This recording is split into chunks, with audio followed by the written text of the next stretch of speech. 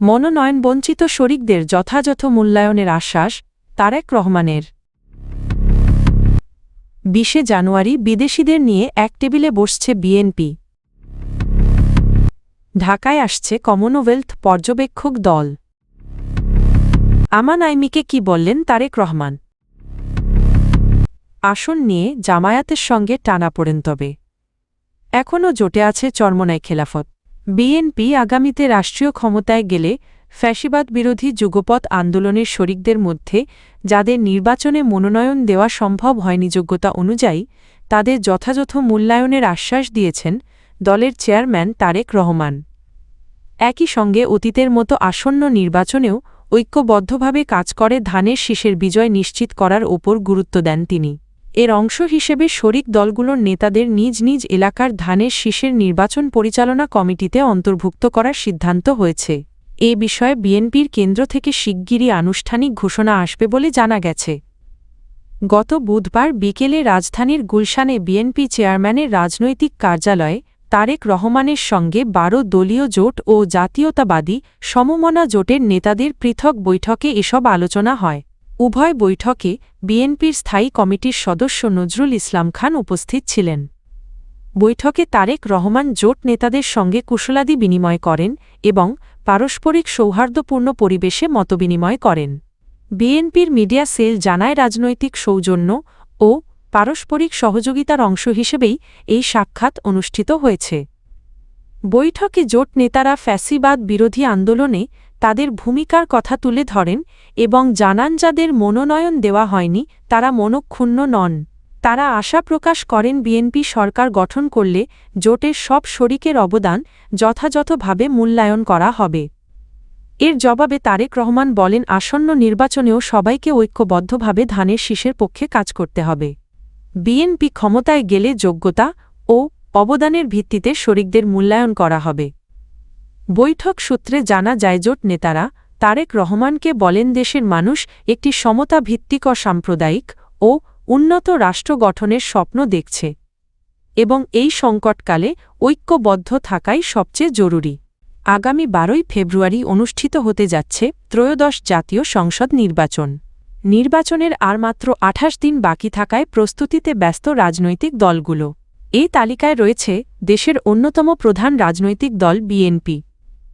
নির্বাচন সামনে রেখে কূটনৈতিক তৎপরতায় বিশেষ গুরুত্ব দিচ্ছে বিএনপি। ক্ষমতায় গেলে ভবিষ্যৎ রাষ্ট্র পরিচালনার পরিকল্পনা ও নির্বাচনকালীন কৌশল আন্তর্জাতিক মহলের সামনে তুলে ধরতে বড় ধরনের প্রস্তুতি নিয়েছে দলটির হাইকমান্ড। এরই অংশ হিসাবে আগামী ২০ জানুয়ারি মঙ্গলবার রাজধানীর হোটেল শেরাটনে ঢাকায় নিযুক্ত বিদেশি কূটনীতিকদের সঙ্গে এক বিশেষ বৈঠকে বসবে বিএনপি। বৈঠকে অতি গুরুত্বপূর্ণ ৮টি সামাজিক ও জনকল্যাণমূলক বিষয় নিয়ে বিস্তারিত উপস্থাপন করা হবে বলে দলীয় সূত্রে জানা গেছে। ইতোমধ্যে সংশ্লিষ্ট কূটনীতিকদের আমন্ত্রণ জানানোর প্রক্রিয়া শুরু হয়েছে। বিএনপির পক্ষ থেকে জানানো হয়েছে, জনগণের ভোটে নির্বাচিত হয়ে সরকার গঠন করলে কোন কোন কার্যক্রম বাস্তবায়ন করা হবে সে বিষয়েই মূলত বিদেশি কূটনীতিকদের অবহিত করা হবে। রাজনৈতিক বিশ্লেষকদের মতে গত ১০ জানুয়ারি হোটেল শেরাটনে গণমাধ্যমের সম্পাদক মালিক ও জ্যেষ্ঠ সাংবাদিকদের সঙ্গে বিএনপি চেয়ারম্যান তারেক রহমানের বৈঠকের পর কূটনীতিকদের সঙ্গে এই সংলাপ অত্যন্ত তাৎপর্যপূর্ণ।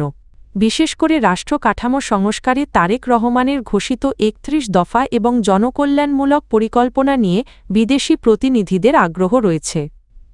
বিএনপির নীতিনির্ধারকদের ধারণাই বৈঠকের মাধ্যমে আন্তর্জাতিক মহলে দলের গ্রহণযোগ্যতা আরও স্পষ্ট হবে এবং নির্বাচনের আগে একটি ইতিবাচক ভাবমূর্তি তৈরি হবে।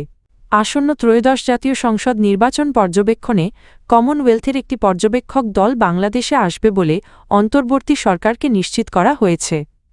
সংশ্লিষ্ট সূত্র জানিয়েছে, নির্বাচন কমিশন ও সরকারের সঙ্গে সমন্বয় করে এই দলটি নির্বাচনী পরিবেশ প্রচারণা, ভোট গ্রহণ প্রক্রিয়া এবং সার্বিক নিরপেক্ষতা পর্যবেক্ষণ করবে। সূত্র অনুযায়ী কমনওয়েলথ পর্যবেক্ষক দলের আগমন ইতোমধ্যে চূড়ান্ত হয়েছে এবং তারা কয়েকদিনের মধ্যেই ঢাকায় পৌঁছাবে। এর আগে ২০২৫ সালের নভেম্বরে কমনওয়েলথ মহাসচিব শার্লি বছওয়ে ঢাকা সফর করেন। সে সময় তিনি অন্তর্বর্তী সরকারের প্রধান উপদেষ্টা অধ্যাপক মোহাম্মদ ইউনূস সহ বিভিন্ন পক্ষের সঙ্গে বৈঠক করে নির্বাচনকে শান্তিপূর্ণ অংশগ্রহণমূলক ও বিশ্বাসযোগ্য করার ওপর গুরুত্বারোপ করেন।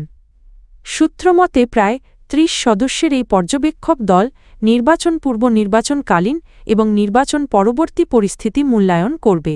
বিএনপির চেয়ারম্যান তারেক রহমানের সঙ্গে সাক্ষাৎ করেছেন ব্রিগেডিয়ার জেনারেল অব.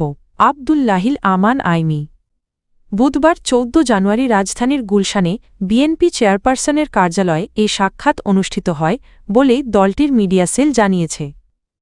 সাক্ষাৎকালে আবদুল্লাহিল আমান আইমি তার লেখা একটি বই বিএনপি চেয়ারম্যানের হাতে তুলে দেন। বইটি গ্রহণ করে তারেক রহমান কৃতজ্ঞতা প্রকাশ করেন এবং শোক প্রকাশে উপস্থিত থাকার জন্য তাকে ধন্যবাদ জানান। এর আগে তিনি বিএনপি চেয়ারপারসন খালেদা জিয়ার মৃত্যুতে শোক বইয়ে স্বাক্ষর করেন এবং গভীর শোক প্রকাশ করেন। একই সঙ্গে খালেদা জিয়ার রাজনৈতিক জীবনের বিভিন্ন দিক স্মরণ করেন তিনি। উল্লেখ্য, খালেদা জিয়ার মৃত্যুতে শোক জানাতে বিভিন্ন রাজনৈতিক দলসহ সামাজিক ও সাংস্কৃতিক সংগঠনের নেতাকর্মীরা ধারাবাহিকভাবে বিএনপির গুলশান কার্যালয়ে আসছেন। তারা সেখানে রাখা শোক বইয়ে স্বাক্ষর করছেন। আসন বণ্টন নিয়ে জামায়াতে ইসলামীর সঙ্গে টানাপোড়েন থাকলেও চরমোনাই পীরের নেতৃত্বাধীন ইসলামী আন্দোলন বাংলাদেশ জানিয়েছে, ইসলামপন্থী দলগুলোর জোট এখনও বহাল রয়েছে। পারস্পরিক আলোচনা চলমান রয়েছে এবং শিগগিরই ইসলামপন্থীদের ভোট এক বাক্সে আনার নীতির রূপরেখা ও ধরন স্পষ্ট হবে।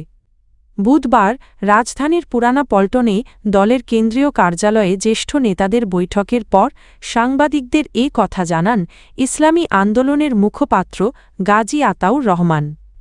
একই অবস্থানের কথা জানিয়েছেন মাওলানা মামুনুল হকের নেতৃত্বাধীন বাংলাদেশ খেলাফত মজলিসের নেতারাও। আসন বণ্টনে চূড়ান্ত সমঝোতা না হওয়ায় জামায়াতে ইসলামীর নেতৃত্বাধীন ১১ দলীয় জোট বুধবার বিকেলে প্রার্থী ঘোষণার জন্য নির্ধারিত সংবাদ সম্মেলন স্থগিত করে। দলগুলোর মধ্যে আসন নিয়ে এখনও আলোচনা চলছে। জামায়াত ইসলামী আন্দোলনকে ৪৫টি আসন ছাড়তে রাজি হলেও ইসলামী আন্দোলন শুরুতে ১৫০ আসন দাবি করলেও এখন কমপক্ষে ৬৫টি আসন চাচ্ছে। অন্যদিকে মামুনুল হকের নেতৃত্বাধীন খেলাফত মজলিসকে ১৬টি আসন দেওয়ার প্রস্তাবে রাজি হলেও তারা ২৫টির কমে সম্মত নয় বলে জানা গেছে। এদিকে NCP, LDP, AB party, BDP সহ অন্যান্য শরিক দলগুলোর আসন বণ্টন নিয়েও আলোচনা চলছে। এসব মতভিন্নতার কারণে ১১ দলীয় জোটে টানাপোড়েন তৈরি হয়েছে। গত মঙ্গলবার মধ্যরাত পর্যন্ত ইসলামী আন্দোলনের কেন্দ্রীয় শুরার বৈঠকে জোটে থাকা না থাকার বিষয়েও আলোচনা হয়। শুরার অধিকাংশ সদস্য অন্তত ৭০টি আসনে নির্বাচনে অংশ নেওয়ার পক্ষে মত দেন। তবে এখনও চূড়ান্ত সিদ্ধান্ত হয়নি।